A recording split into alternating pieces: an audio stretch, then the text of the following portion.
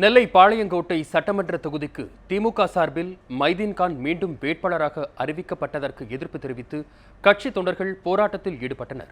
இதுகுறித்து தகவல்களை நமது நெல்லை செய்தியாளர் சுடலைக்குமாரிடம் கேட்கலாம்.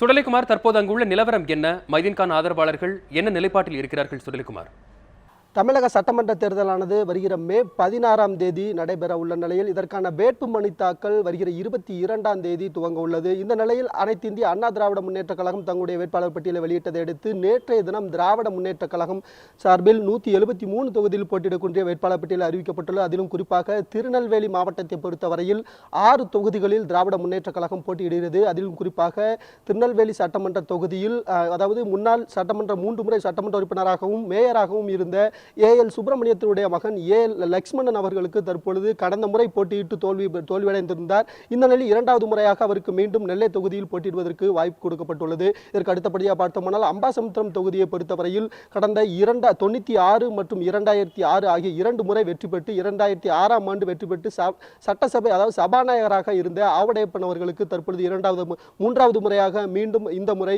அவருக்கு அம்பாசமுத்திரம் தொகுதியில் போட்டியிடுவதற்கு வாய்ப்பு கொடுக்கப்பட்டுள்ளது. இதேபோல் ராதாபுரம் தொகுதியை பொறுத்தவரையில் 91 முதல் 2006 வரை 3 முறை சட்டமன்ற உறுப்பினராக இருந்த அப்பாவு அவர்களுக்கு தற்பொழுது இந்த முறை போட்டியிடுவதற்கு வாய்ப்பு கொடுக்கப்பட்டுள்ளது. இதேபோல் ஆலங்குளம் தொகுதியை பொறுத்தவரையில் கடந்த 2006ஆம் ஆண்டு வெற்றி பெற்று அமைச்சராக பதவி வகித்த பூங்கோதை ஆலடி அருணா அவர்களுக்கு தற்பொழுது அதாவது இந்த முறை போட்டியிடுவதற்கு வாய்ப்பு கொடுக்கப்பட்டுள்ளது. இதேபோல் சங்கரங்கோயில் தொகுதியை பொறுத்தவரையில் 2006 முதல் 11ஆம் ஆண்டு வரை பஞ்சாயத்து யூனியன் தலைவராக இருந்த அன்புமணி கணேசன் அவர்களுக்கு தற்பொழுது அதாவது நெல்லை தொகுதியை பொறுத்தவரை 6 தொகுதிகளில் இந்த தொகுதிக்கு மட்டும்தான் தற்பொழுது புதுமுகத்திற்கு வாய்ப்பு கொடுக்கப்பட்டுள்ளது என்று சொல்லலாம். இதேபோல் குறிப்பாக நெல்லை மாவட்டத்தை பொறுத்தவரையில் பாளையங்கோட்டை தொகுதி என்பது ஒரு முக்கிய தொகுதியாக கருதப்படுகிறது.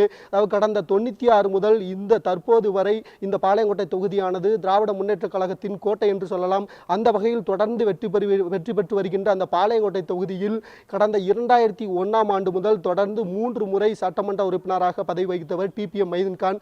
அதிலும் 2006ஆம் ஆண்டு வெற்றி பெற்று அதாவது சுற்றுச்சூழல் மற்றும் விளையாட்டுத்துறை அமைச்சராகவும் பதவி வகித்தவர் டிபிஎம் மைதீன்கான். தற்பொழுது 4வது முறையாக இந்த ஆண்டும் அவருக்கு திமுக சார்பில் பாளையங்கோட்டை தொகுதியில் போட்டியிடுவதற்கு வாய்ப்பு கொடுக்கப்பட்டுள்ளது.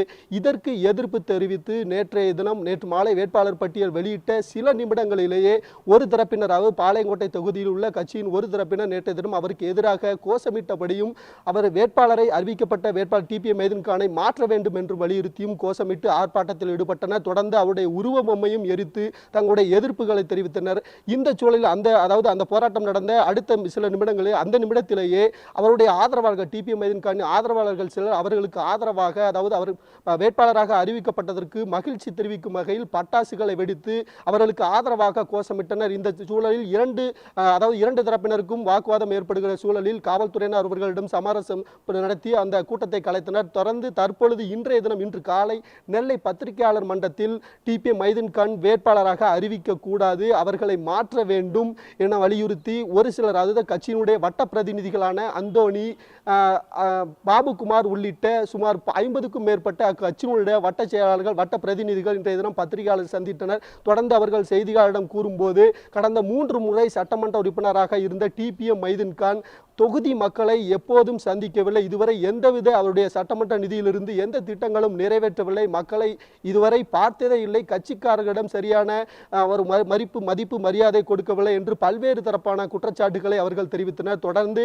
அவர்களை மாற்ற வேண்டும் என்று திராவிட முன்னேற்ற கழகத்திற்கு ஃபேக்ஸ் மூலமாக தங்களுடைய எதிர்ப்பை தெரிவித்துள்ளோம் என்றும் அவர்கள் தெரிவித்துள்ளனர். மேலும் அவர்களை மாற்றாவிட்டால் தாங்கள் இந்த தேர்தல் நடைபெறுகின்ற சட்டமன்ற தேர்தலில் அதாவது பாளையங்கோட்டை தொகுதியில் வட்ட செயலாளர் பிரதிநிதிகள் யாரும் தேர்தல் பணியில் ஈடுபட மாட்டோம் என்றும் அவர்கள் செய்தியாளரிடம் தெரிவித்துள்ளனர். தொடர்ந்து 3 முறையாக பாளையங்கோட்டை தொகுதி திராவிட முன்னேற்ற கழகத்தின் கோட்டை என்று அழைக்கப்படக்கூடிய இந்த தொகுதியில் இதுபோன்ற 2 தரப்பினரிடம் ஏற்பட்டுள்ள இந்த கூச்சல் குழப்பமானது திராவிட முன்னேற்ற கழகத்தின் தலைமையானது உடனடியாக அவர்களை அழைத்து பேச்சுவார்த்தை நடத்தினால் மட்டுமே இந்த முறை அந்த வெற்றி வாய்ப்பை அவர்கள் திரும்பவும் பெற முடியும் என்று அதாவது திருநெல்வேலி வட்டாரத்தில் தெரிவிக்கின்றன. இதே நிலை நீடித்தால் அவருடைய வெற்றி வாய்ப்பு ஒரு கேள்விக்குறியாகும் என்ற சூழலை தற்போதைய நிலை உருவாகியுள்ளது. வசந்த், சுடலைக்குமார், உங்கள் தகவல்களுக்கு நன்றி.